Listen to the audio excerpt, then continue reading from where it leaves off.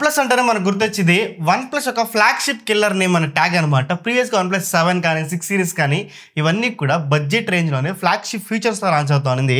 But ఈ రోజు చూసుకుంటే ఫ్లాగ్షిప్ కిల్లర్ ఫోనే, బట్ ఫ్లాగ్షిప్ రేంజ్లో అమౌంట్ అడుగుతున్నారు అనమాట. అంటే 70,000 ప్రైస్ ప్యాకెట్లో OnePlus 13 అనే ఫోన్ లాంచ్ చేస్తున్నారు. ఈ రోజు ఆల్మోస్ట్ ఒక 1 వీక్ నుంచి ఫోన్ యూస్ చేస్తున్నా.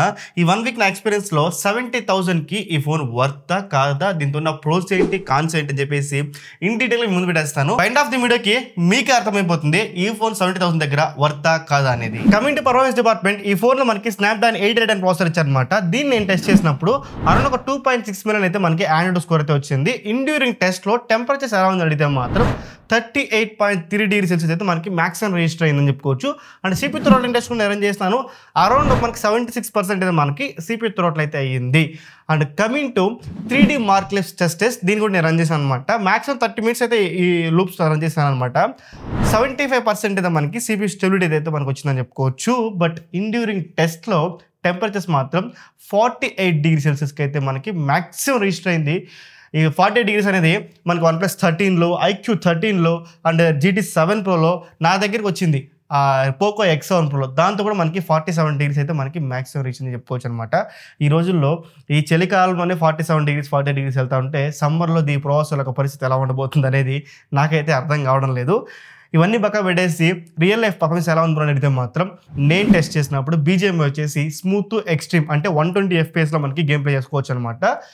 దీంతో మాత్రం 1 అవర్ పైన నేను గేమ్ ఆడని ఫోన్ యూస్ చేసుకొని నేను ఈ 1 అవర్లో కూడా ఎక్సలెంట్గా ఉంది గేమింగ్ ఎక్స్పీరియన్స్. 120 FPSలో స్మూత్గా ఉంది గేమ్ ఆడేటప్పుడు. ఇండ్యూరింగ్ గేమింగ్లో కూడా టెంపరేచర్స్ నాకు మ్యాక్సిమం రిజిస్టర్ అయింది 38 డిగ్రీస్ మాత్రమే. 38-39 డిగ్రీస్ మనకి మ్యాక్సిమం రిజిస్టర్ అయింది ఈ BGM ఆడేటప్పుడు మాత్రం. సో ఒక 1 అవర్ పైన ఆడుతా అంటే మాత్రం ఒక 1 or 2 ఫ్రేమ్స్ అయితే మీరు డ్రాప్ అవ్వడం మీరు ఈజీగా గమనిస్తారు. అది గేమ్ ల్యాగ్ వలన సంథింగ్ వేరే ఏదైనా ఇష్యూ వల్ల తెలియదు, కానీ 1 or 2 ఫ్రేమ్స్ అయితే మనకి ఈజీగా డ్రాప్ అవుతుంది. అది ఒక నెగ్లిజిబుల్ అని చెప్పుకోవచ్చు అనమాట. జెన్స్ ఇంపాక్ట్ కూడా 60 FPSలో మనకి ఇది ప్లే చేస్తుంది. అది కూడా బాగానే ఉందని చెప్పుకోవచ్చు. అన్డౌటర్లీ ఎక్సలెంట్ ప్లే చేస్తుంది. ఆ గ్రాఫిక్స్ కావచ్చు, everything looks perfect, looks great undoubtedly అని చెప్పుకోవచ్చు అనమాట. కానీ ఏంటంటే ఒకసారి మనం రీథింక్ చేయాల్సింది ఈ 48 డిగ్రీస్ అనేది సమ్మర్లో ఎలా ఉండబోతుంది, ఇది ఓకేనా అని చెప్పేసి మాత్రం ఒక్కసారి మళ్ళీ మనం రీథింక్ చేయాల్సి వస్తుంది. ఇవన్నీ పక్కన పెట్టేసి నార్మల్ డే లైఫ్ టాస్క్లు చూసుకుంటే మాత్రం WhatsApp, Instagram, Facebook, Telegram, whatever the app మీరు తీసుకున్నా కూడా ఎక్సలెంట్గా రన్ అవుతుంది. ఎక్కడ ఫ్రేమ్ డ్రాప్స్, ల్యాగ్స్, హీట్ అయిపోవడము, ఫోన్ వామ్గా ఉండడము ఎటువంటిది మీరు గమనించరు. చాలా ఎక్సలెంట్గా ఉంది. అన్డౌటర్గా చెప్పగలుగుతా. పర్ఫార్మెన్స్ డిపార్ట్మెంట్లో ఎక్సలెంట్గా ఉంది. బట్ ఈ 48 డిగ్రీస్ గురించి మాత్రం ఒకసారి రీథింక్ చేయాలి. కమ్యూనిటీ డిస్ప్లే డిపార్ట్మెంట్, ఈ ఫోన్లో మనకి 2K రెజల్యూషన్తో AMOLED డిస్ప్లే ఇస్తున్నారు అనమాట. LTPO ప్యానల్ 5.0 అనుకుంటా, 4.0 5.0తో ఇస్తున్నారు అనమాట. సో ఈ యొక్క డిస్ప్లే క్వాడ్ కర్వ్తో వస్తుంది. దీని ఒక పర్ఫార్మెన్స్ ఎలా ఉందో అడిగితే మాత్రం ఇండోర్లో, అవుట్డోర్లో, నైట్ టైంలో, డే టైంలో, ఎన్ని టైంలో నేను టెస్ట్ చేస్తాను. ఎక్కడెక్కడో దీన్ని ఫోన్ ఎత్తుకొని అన్ని చోట్ల కూడా నాకు బ్రైట్నెస్ ఎక్సలెంట్గా ఉంది. ఎక్కడ నాకు బ్రైట్నెస్ తగ్గిందే అని ఒక బ్రైట్నెస్లో మాత్రం అన్డౌటర్లీ ఎటువంటి డొంక అయితే మాత్రం లేదని చెప్పుకోవచ్చు. కలర్స్ గురించి మాట్లాడుకుంటే మీరు సెట్టింగ్స్లోకి వెళ్ళి నేనైతే మాత్రం వివిడ్ని ఎక్కువ ఇష్టపడతా, నేను వివిడ్ పెట్టుకున్నాను. అండ్ బై డిఫాల్ట్గా ఈ ఫోన్లో మనకి ఫుల్ హెచ్డీతోనే వస్తుంది అనమాట. ఫుల్ హెచ్డీలో 1.5K రెజల్యూషన్తోనే వస్తుంది. దాన్ని మీరు 2K పెట్టుకోండి.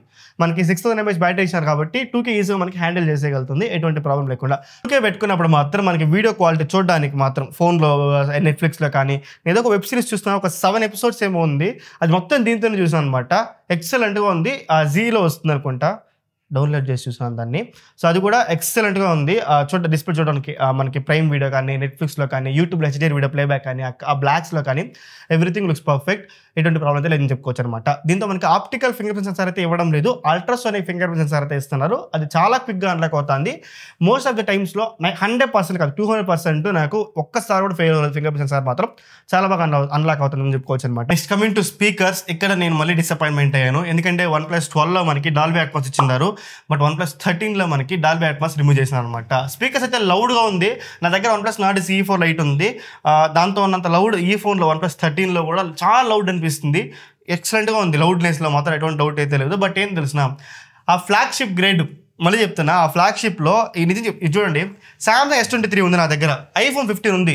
దాంతో ఉన్న ఆడియో సపరేషను, ఆడియో క్వాలిటీ అయితే మనకి OnePlus 13లో మీరు ఫీల్ అవ్వరు. ఓపెన్ చెప్తున్నా, ఆడియో క్వాలిటీ నిజం చెప్తున్నా అంత గొప్పగా అయితే మాత్రం లేదని చెప్పుకోవచ్చు. ఏదో ఒక మఫుల్డ్ అయ్యించినట్టు అయితే ఉంది నాకైతే మాత్రము. ఏందో వీళ్ళు ఏం చేసిండారు అనేది మాత్రం వాళ్ళకే అర్థం అవ్వలేదు. డాల్బీ అట్మాస్ రిమూవ్ చేస్తున్నారు. డాల్బీ విజన్ ఉంది మన డిస్ప్లేలో, HDR ప్లేబ్యాక్ కూడా బాగానే ఉంటుంది. బట్ ఈ డాల్బీ అట్మాస్ ఎందుకు రిమూవ్ చేస్తారు నాకు అర్థం కాలేదు. OnePlus 12లో దీనికన్నా చాలా బెటర్గా ఉంది ఆడియో వినడానికి. తమిళ్లో వేరే యూట్యూబర్స్ ఫోన్ పక్కన పెట్టి చూపిస్తున్నారు OnePlus 12కి 13కి ఆడియో క్వాలిటీ. OnePlus 12లో ఏంటా ఉంటే చాలా బాగా అనిపిస్తుంది. బట్ OnePlus 13లో స్పీకర్ సెషన్లో కూడా వాళ్ళు ఫెయిల్ అయ్యారని చెప్పుకోవచ్చు అనమాట. ఆబ్వియస్లీ చెప్తా ఫైనల్ కంక్లూజన్లో మాత్రం. వీడియోల మధ్యలో వచ్చినసారి ఈ OnePlus 13 ఫోన్ కావచ్చు, నేను రివ్యూ చేస్తాను OnePlus 13R కావచ్చు, Poco X7 Pro కావచ్చు, నా దగ్గర Poco X7 కావచ్చు, ఇవన్నీ ఫోన్లు కూడా నేను కొన్ని అన్బాక్స్ చేస్తున్నా. ఈ యొక్క బ్రాండ్ కూడా నాకు రివ్యూ అనిపించదు అనమాట. మీకు ఈ వీడియో ఏదో ఒక ప్లేస్లో యూస్ఫుల్ అయింది, మీకు హెల్ప్ఫుల్ అయిందంటే మాత్రం ఖచ్చితంగా సబ్స్క్రైబ్ చేసి పెట్టుకోండి. నాలాంటి చిన్న క్రియేటర్స్ని ఎంకరేజ్ చేయండి అండ్ ఖచ్చితంగా లైక్ చేసి వీడియోని కంటిన్యూ చేయండి. కెమెరా డిపార్ట్మెంట్ దీని బ్యాక్ సైడ్ చూసుకుంటే 50 megapixel main camera with optical image stabilisation, 50 megapixel ultra wide angle camera, 50 megapixel 3x periscopic lens ఇచ్చారనమాట. విత్ ఆప్టికల్ ఇమేజ్ స్టెబిలైజేషన్తో ఇచ్చారు పెరిస్కోపిక్ లెన్స్ కూడా. అండ్ 32 మెగాపిక్సెల్ సెల్ఫీ కెమెరాతో వస్తుంది. ఈ కెమెరాని నేను టెస్ట్ చేసినప్పుడు పండక్కి ఊరికి వెళ్ళాను అనమాట. ఊర్లో ఆల్మోస్ట్ ఒక 500 ఫోటోల పైనే ఈ ఫోన్ యూస్ చేసుకుని డే టైంలో, నైట్ టైంలో, ఇండోర్లో, అవుట్డోర్లో అన్నింటిలో దీన్ని చేసుకొని నేను క్యాప్చర్ చేస్తాను. నిజం చెప్తున్నా, ఈ ఫోన్లో నేను టెస్ట్ చేసిన విధంగా వేరే ఏ ఫోన్ నేను టెస్ట్ చేయలేదు. ఏ ఫోన్లో అన్ని పిక్చర్స్ కూడా నేను క్యాప్చర్ చేయలేదని చెప్పుకోవచ్చు. దీని ఎక్స్పీరియన్స్ ఎలా ఉందో అడిగితే మాత్రము మెయిన్ సెన్సార్ చేసుకొని మన ఫోటోలు తీసినప్పుడు ఒక మంచి సినారీని క్యాప్చర్ చేస్తా అంటే బాగానే వస్తుంది. అండ్ బ్యాక్గ్రౌండ్లో స్కై ఉన్న సమ్ టైమ్స్ ఎక్సలెంట్గా వస్తుంది. సన్ ఆపోజిట్లో ఉన్నంత వరకు ఎక్సలెంట్గా ఉంది, అన్డౌటెడ్ అని చెప్పుకోవచ్చు అనమాట. అది అల్ట్రా వైడ్ యాంగిల్ కావచ్చు, 3x పెరిస్కోపిక్ కావచ్చు, ఇవన్నీ కూడా చాలా మంచి ఇమేజ్ క్యాప్చర్ చేస్తుంది. మీకు లైన్గా పెడతాను చూడండి 3 ఇమేజ్ కూడా ఎలా ఉందని చెప్పేసి. When comes to HDR performance, back side ఉన్న మెయిన్ కెమెరా మాత్రం ఒక 5 ఫోటోలు తీస్తే, ఒక 10 ఫోటోలు తీస్తే ఒక 6 ఫోటోలు బాగానే వస్తుంది. కానీ ఒక 2-3 ఫోటోలు అయితే మాత్రం అంత గొప్పగా రాలేదని మాత్రం చెప్పుకోవచ్చు. నేను OnePlus 12Rలో అనుకుంటా లాస్ట్ ఇయర్ ఈ టైంలో నేను మెన్షన్ చేసిన OnePlus 12Rలో మనకి స్కిన్ వైట్నింగ్ ఇష్యూ ఉంది HDR మోడ్లో అని చెప్పేసి. వీళ్ళు హ్యాజెల్బ్యాడ్తో కొలాబరేషన్ అయ్యి వచ్చి కూడా ఆ స్కిన్ వైట్నింగ్ ఇష్యూ ఇంకా కూడా సాల్వ్ చేయకపోతే దాన్ని ఎలా జస్టిఫికేషన్ చేసుకోవాలనేది నాకైతే అర్థం కాలేదనమాట. ఒక ఫ్లాగ్షిప్ 70,000 రూపాయలు పెట్టి ఇలాంటి ఇష్యూస్ ఉంటే మీరు యాక్సెప్ట్ చేస్తారా? ఖచ్చితంగా కమెంట్ సెక్షన్లో మెన్షన్ చేయండి. నైట్ టైంలో మాత్రం మెయిన్ సెన్సార్ బాగానే క్యాప్చర్ చేస్తుంది. లైట్ కండిషన్ బాగుంటే మాత్రం బాగానే ఉందని చెప్పుకోవచ్చు. కలర్స్ కానీ ఎవ్రీథింగ్ బాగానే క్యాప్చర్ చేస్తానని చెప్పుకోవచ్చు అనమాట. కానీ ఏమంటే అల్ట్రా వైడ్ యాంగిల్ కెమెరా ఇది డే టైంలో చాలా సాఫ్ట్ ఉంది.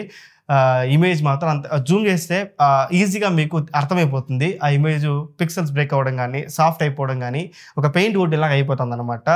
మనకి అల్ట్రా వైడ్ యాంగిల్ కెమెరా మాత్రం అంత గొప్పగా అయితే మాత్రం లేదని చెప్పుకోవచ్చు. నైట్ టైంలో ఇంకా సాఫ్ట్గా ఉందన్నమాట చెప్పుకోవచ్చు అనమాట అల్ట్రా వైడ్ యాంగిల్ గురించి మాట్లాడుకుంటే మాత్రం.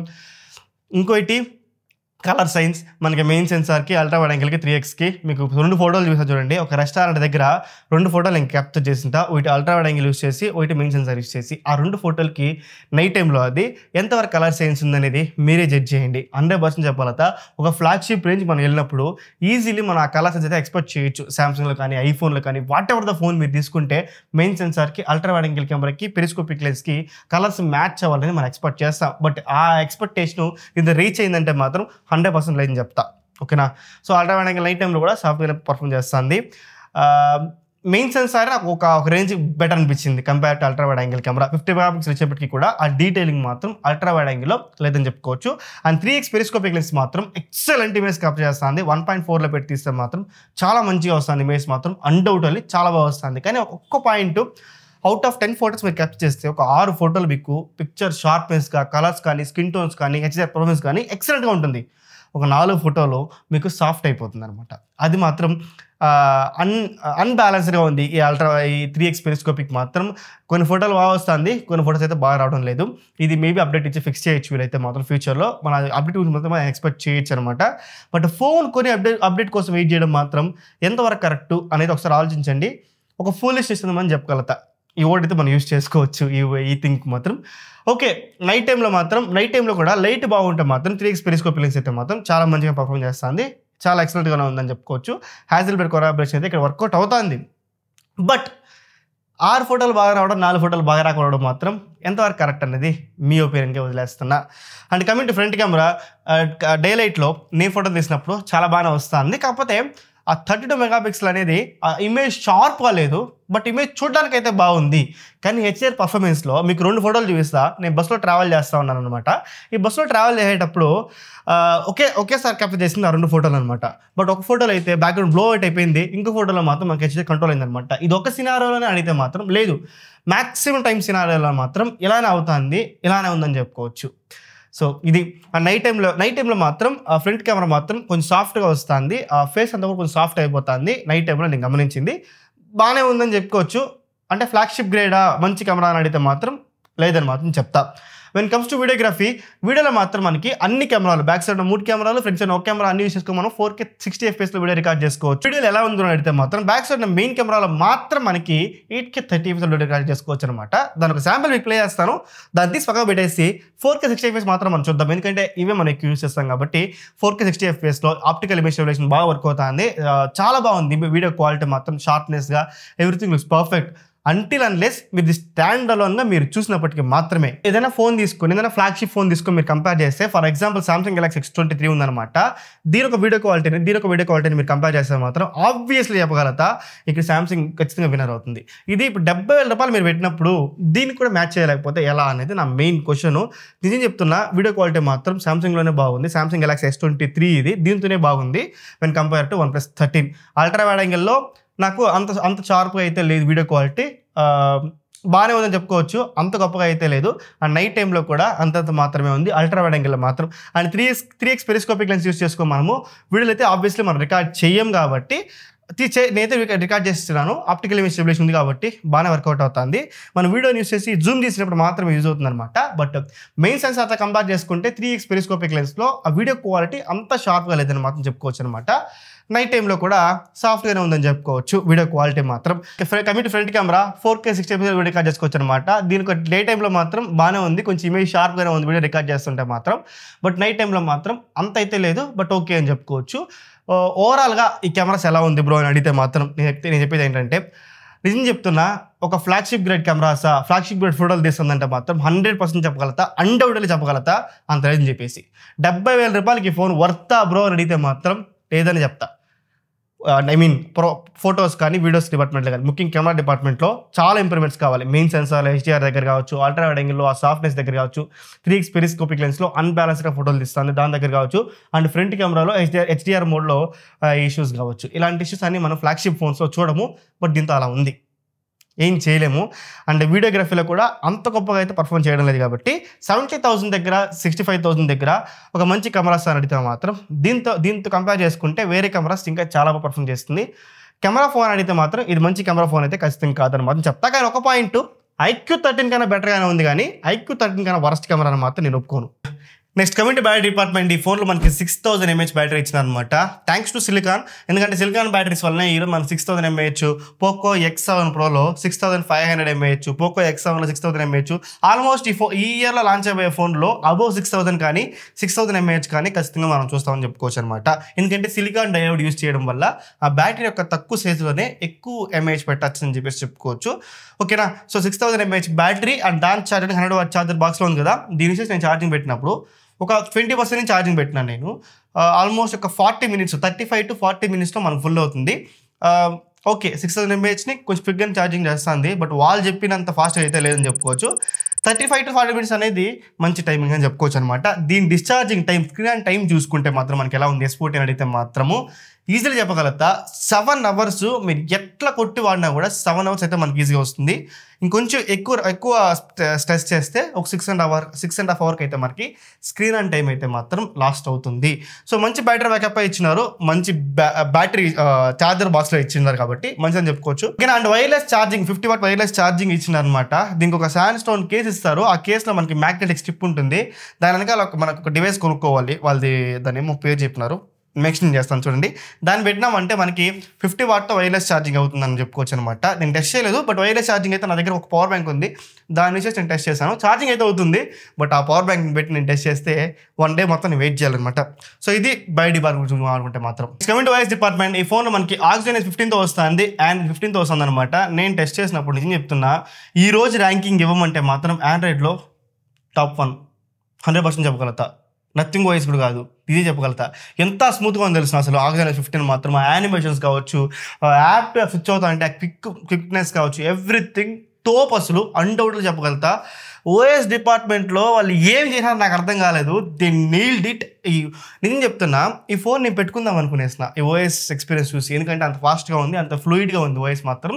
కానీ ఏం తెలిసిన, నేను ఆ సిపి థ్రోట్లింగ్ ఇవన్నీ టెస్ట్ చేసినప్పుడు ఫోన్ అయితే థ్రోట్లు అయిపోయింది. ఫోన్ థ్రోట్లు అయ్యి ఓఎస్ ఇప్పుడు స్మూత్గా ఉంది కదా, ఇవన్నీ కొంచెం లాగ్ అయిందనమాట నాకు. సో టెంపరేచర్ రైజ్ అవుతుంటే మాత్రం ఇది అయిందనమాట. అది కూడా ఈ స్కోర్స్ని టెస్ట్ చేసినప్పుడు మాత్రమే. మీకైతే ఇది ఉండదని మాత్రం అనుకోవచ్చు అని చెప్పుకోవచ్చు అనమాట. కానీ ఏం తెలుసా, వీళ్ళది కొత్తగా ఆక్సిజన్ 15లో మనకి యాప్ పిక్స్ అని చెప్పేసి ఒక యాప్ని అయితే ఇన్స్టాల్ చేసినారు మనకి ఫోన్తో పాటు. అదేంటంటే ఒక బ్లోట్వేర్ యాప్ అని చెప్పుకోవచ్చు. ఆల్రెడీ ప్లే స్టోర్ ఉంది కదా, మళ్ళీ మాకు ఎందుకు యాప్ పిక్స్, ఈ చింతకాయ చేసేకాయ అంతా, ఎందుకంటే అది నోటిఫికేషన్ పుష్ చేస్తూ ఉంటుంది అనమాట. దాన్ని డిసేబుల్ చేసుకోవచ్చు. అయినప్పటికీ కూడా 70,000 రూపాయలు పెట్టి నేను బ్లోట్వేర్ తీసుకోవాలన్నా, దీనిపైన మీ ఒపీనియన్ ఏంటనేది కింద కమెంట్ సెక్షన్ మెన్షన్ చేయండి, నేను కూడా తెలుసుకుంటా. బట్ ఓఎస్ ఎక్స్పీరియన్స్ మాత్రం చాలా మంచిగా ఉంది. నెక్స్ట్ 4 years + 1 year వాళ్ళు అప్డేట్ అయితే ప్రొవైడ్ చేస్తున్నారు. అంటే Android 19 వరకు వాళ్ళు సపోర్ట్ ఇస్తున్నారు. సారీ, Android 19 వరకు ఈ ఫోన్ అయితే అప్డేట్ వస్తుంది. Android 20 వరకు అయితే మాత్రం వాళ్ళు మనకి సపోర్ట్ అయితే ఈ ఫోన్కి ఇస్తారని చెప్పుకోవచ్చు. Coming to build quality and design, మనకి ఈ ఫోన్ IP69 రేటింగ్తో వస్తుందన్నమాట. ఈ ఫోన్ నేను కొన్నాను, మళ్ళీ అమ్మేయాలి కాబట్టి నేను కింద నీళ్ళలో వేసి మళ్ళీ నేను టెస్ట్ చేయలేను అనమాట. I'm sorry for that. కానీ ఏం తెలిసిన, ఈ ఫోన్లో మనకి మెటాలిక్ ఫ్రేమ్తో వస్తుంది, షైనీగా ఉందని చెప్పుకోవచ్చు. And back side vegan leather ఫినిష్తో వస్తుంది. ఒక ప్రీమియం లెదర్ని యూజ్ చేసింటారు, బాగుంది. ఆ టెక్స్చర్ కూడా మనకి చేతిలో ఫీల్ అవుతాం అనమాట. అండ్ మనకి ఇదైతే ఉందో ఇది ఉంది కదా, దాన్ని ఏమంటారు, అలర్ట్ స్లైడర్, ఇది కూడా మనకి మూవ్ చేస్తూ ఉంటే చాలా బాగుందని చెప్పుకోవచ్చు. ఇది కూడా మెటల్తో ఇచ్చారు కాబట్టి ఆ ఫీలింగ్ కూడా బాగుందని చెప్పుకోవచ్చు. అండ్ బటన్స్ కూడా టాక్టైల్ ఫీలింగ్ కూడా బెటర్గా. కమింగ్ టు కన్క్లూజన్, ఈ ఫోన్ 65,000 కానీ 70,000 కానీ పెట్టి కొనొచ్చా బ్రో సింగిల్ కూడా చెప్పమంటే మాత్రం ఒక చిన్న రీక్యాప్. దీంతో ప్రోస్ కాన్స్ చూసుకుంటే, దీంతో ప్రోస్ ఏం తెలిసిన, నేను తెచ్చిన డిస్ప్లే కావచ్చు, దాని తెచ్చిన ప్రాసెసర్ కావచ్చు, ఈ build quality, IP ratings, and front 4K recording, and 3x photos కూడా బాగానే వస్తుందని చెప్పుకోవచ్చు అనమాట. ఇవన్నీ కూడా అంటే ఆప్టికల్ ఇవ్వకుండా అల్ట్రాసోనిక్ ఫింగర్ సెన్సార్ ఇచ్చారు, అది కూడా మంచిగా ఉందని చెప్పుకోవచ్చు. అండ్ దీంతో ఉన్న కాన్స్ చూసుకుంటే, ముఖ్యంగా మీరు చెప్పాలంటే దీంతో డీల్ బ్రేకింగ్ పాయింట్ కెమెరా అని చెప్పుకోవచ్చు. అండ్ ఇంకోటి స్పీకర్స్. కెమెరా మాత్రం అన్డౌటెడ్లీ అన్బ్యాలెన్స్డ్గా ఉంది. ఒక అప్డేట్ ఇచ్చి దీన్ని ఫిక్స్ చేస్తే బాగుంటుంది. లాస్ట్ టైం కూడా OnePlus 12 రివ్యూ చేసేటప్పుడు మనం రివ్యూ చేయలేదు, చాలామంది యూట్యూబర్స్ రివ్యూ చేసేటప్పుడు బాగాలేదని చెప్పారు. ఆఫ్టర్ అప్డేట్స్ ఇచ్చి దాన్ని ఫిక్స్ చేశారు. ఇప్పుడైతే ఆ కెమెరా బాగుంది. సో అదేవిధంగా ఈ ఫోన్కి అప్డేట్ ఇస్తారా, వస్తే ఎలా ఉంటుంది చెప్పేసి, ఇన్ కేస్ ఈ ఫోన్ నా దగ్గర ఫ్యూచర్లో ఉంటే దాన్ని కూడా నేను మెన్షన్ చేస్తాను. ఇన్ కేస్ OnePlus 13 కూడా ఫ్యూచర్ అప్డేట్లు ఏమైనా ఇచ్చి దీన్ని బాగా చేస్తారా, స్టెబిలైజ్ చేస్తారా అని చెప్పేసి మనం వెయిట్ చేసి చూడాల్సిందే. బట్ ఫోన్ కొనుక్కొని అప్డేట్ల కోసం వెయిట్ చేయడం మాత్రం ఒక మూర్ఖత్వం, ఒక ఫూలిష్ ఇస్తాను అని చెప్పుకోవచ్చు అనమాట. ఏంది ఫోన్ కొనుక్కొని అప్డేట్లు చేసి బాగా చేస్తారు అని వెయిట్ చేయడం ఎంతవరకు కరెక్ట్ మీరు చెప్పండి. సో ఇది నాకు అనిపించింది. అండ్ స్పీకర్స్ కూడా ఇంప్రూవ్ చేసి ఉండాల్సింది. నాకు అనిపించిన ప్రోస్ కాన్స్ మేము ముందు పెట్టేసిన. నాకు మాత్రం నా దగ్గర 70,000 రూపాయలు ఉంటే ఈ ఫోన్ అనుకో నేను కొంటానా అని అడిగితే మాత్రం 100% ఈ ఫోన్ని నేను కొనను 70,000 రూపాయలు పెట్టి. వేరే సామ్సంగ్ గెలాక్సీ, ఇప్పుడు సామ్సంగ్ గెలాక్సీ S23 అల్ట్రా మనకి 70,000 దగ్గర వస్తుంది, ఆ ఫోన్కి వెళ్ళిపోతాను. సో 60,000 లోపల 55 to 60 లోపల మాత్రం నేను కన్సిడర్ చేయొచ్చు. IQ13 ఇదా అని అడిగితే మాత్రం ప్రజెంట్ IQ13 తీసుకోండి. ఇన్ కేస్ ఫ్యూచర్లో 60,000 లోపల వస్తే మాత్రం IQ13 తీసుకోవడం కన్నా OnePlus 13 తీసుకోవడం బెటర్ అనేది నా ఒపీనియన్. ఐ హోప్ OnePlus 13 గురించి ఈచ్ అండ్ ఎవ్రీ పాయింట్ కూడా మీకు క్లియర్గా అర్థమైంది అనుకుంటున్నా. ఇంకేం డౌట్స్ ఉంటే కూడా కింద కమెంట్ మెన్షన్ చేయండి. Most of the comment reply చేస్తాను. దివ్ సెరవన్ సైనింగ్ ఆఫ్. జై హింద్.